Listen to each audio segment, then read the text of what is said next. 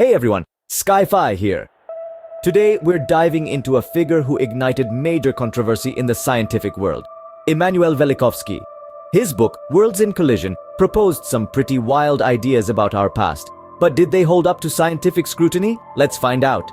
Velikovsky, a Russian-American writer, believed that catastrophic events involving planets like Venus and Mars shaped Earth's history and even left their mark in ancient myths. He claimed these encounters caused massive floods, earthquakes, and other upheavals. Sounds pretty intense, right? But here's the thing. The scientific community largely rejected Velikovsky's ideas.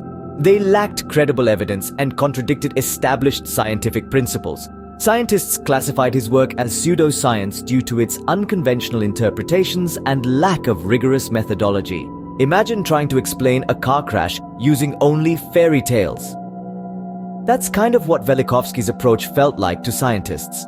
While his ideas were intriguing, they didn't fit the puzzle pieces of scientific knowledge.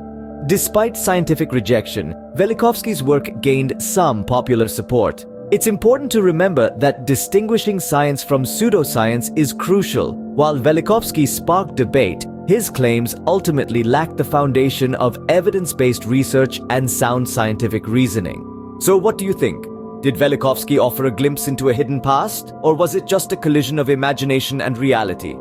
Let me know in the comments below. And don't forget to like and subscribe for more scientific explorations.